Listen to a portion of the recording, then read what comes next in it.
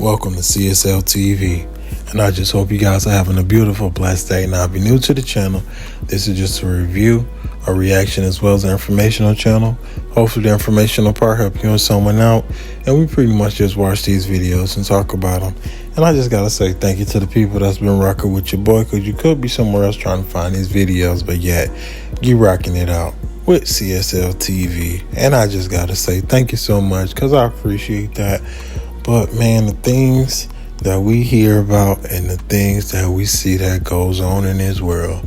So anybody that's watching this video or just support what I'm doing, I just gotta say I'm praying that while you're out here in the wild, because the world is crazy, that you are safe and protected, and you know your loved ones that you're surrounded with, everybody is protected and safe. But I don't want to make this intro too long.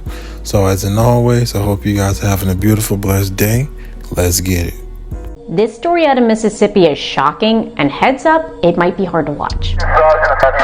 It all started the other day when Heather Allen, a mother and grandmother, was standing in her driveway. Watch as two men approach them with guns drawn. The men point a firearm at Heather and her son, forcing them to hide behind their car. In the shocking video, you can hear a gunshot as the men get closer, brandishing their weapons. One of the suspects then opens the driver's door and yanks Heather's daughter out of the vehicle. He gets behind the wheel, aiming a gun at Heather's other son, who was still in the car. Her son managed to escape, but our two young grandkids were still inside the car. My daughter was like, my babies are in the car. Despite the danger, Heather risked her life to grab her grandchildren out of the car while the suspects yelled for the keys. To get the armed men to leave, she threw her own keys at them, and they fled in her car. Thankfully, the vehicle was recovered just 2 blocks away, mostly undamaged, about 40 minutes after the carjacking. The police are now processing it for evidence. The armed carjacking has left Heather and her family traumatized. My oldest son, his anxiety is like through the roof. He's even scared.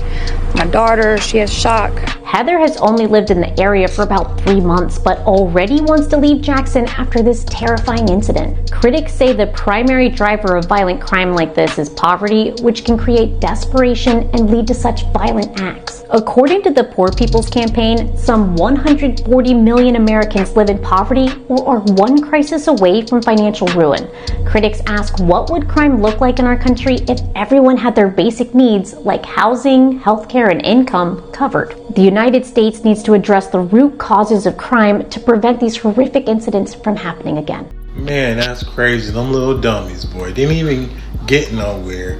And you know what I'm saying? For them to be that stupid, I just don't understand people nowadays. Like, what would make you want to come up to someone you don't know? Actually, as a residential area, you see them folks outside, you had a gun. What if somebody was in a house and they was a sharpshooter, you know what I'm saying, and they seen you doing that, threatening people, trying to steal a vehicle, which I was able to get away for a little moment. But then, you know what I'm saying, you got this gun all pointed out and shit. What if somebody was inside, or somebody across the street who's actually a good person and don't mind intervening in a crazy situation, regardless of the outcome, they believe in doing what's right? Now, what if he or her would have seen that and your stupid self would have got shot? Or you wouldn't even be able to talk about what happened to your friends, to your homies, to whoever, you know what I'm saying, you associate with, because they seen you as a threat to society and what you did to these people. They had babies and all that in the car. And you know, it's a good thing that nobody was really hurt, because this could have been real bad. Cop shot dead a man near the Republican convention in Milwaukee, prompting more questions than answers. And heads up, the body cam video is hard to watch. This was the scene yesterday afternoon when a group of police officers in Milwaukee were grouped for a briefing about protesters near the Republican National Convention. As the briefing begins, you can hear one of the cops say, "He's got a knife." The cops suddenly realize a fight is going down right near them, so they take off on foot to break it up. You can hear more yelling before the officers open fire, ultimately killing the man. Drop not down! Media later identified the victim as this man, Samuel Sharp Jr., who lived in a tent encampment near the site. Friends said he was an active Jehovah's Witness who was always friendly and had a dog, but also may have suffered from mental illness. The community is pissed and are demanding answers because it only took 15 seconds for cops to open deadly fire. The cops were over a mile away from where the convention was taking place, and those police officers were in town from Columbus, Ohio to assist with convention security. A resident said this: "Why are they out here outside of the RNC security zones killing our community members?" And an eyewitness told local media that the knife Samuel had in his hand was a small knife and that Samuel froze when he saw police running towards him. Taser, yes, I can understand. He had a little knife, and it was still a knife. You're trained police officers. You got to use deadly force on that. In any book, that's just murder. And if they get away with it, then that just lets us know that we can do anything they want, and we got to do what they say, and they can get away with murder.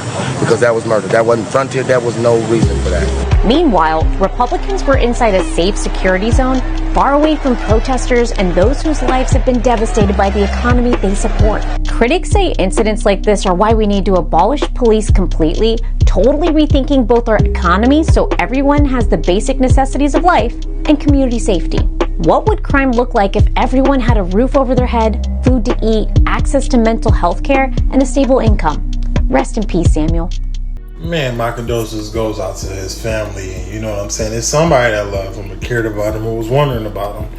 And I just want to say my condolences because here we go, another day in America. Gun violence by authority. This guy had a little pocket knife, and if what really happened, how people say happened, then they need to do something about it, because these Ohio police officers was, I guess, out of where they supposed to be, and they was looking to fuck with somebody. You know what I'm saying? They was all triggered. I'm pretty sure this whole Donald Trump thing got a lot of them folks on edge.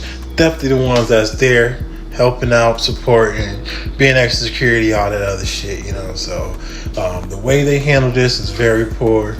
You know, they could have easily, if he was that much of a threat, they could have easily tasered him, because, you know, they say you don't bring a knife to a gunfight.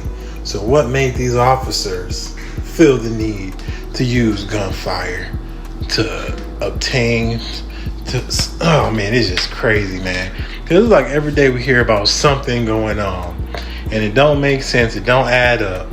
So it's like, what the fuck, you know what I'm saying? Like, are we trying to make something seem like what it is, or is it just a misunderstanding by a trigger happy police officer?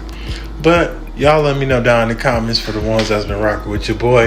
And if you just came by, say hey or something.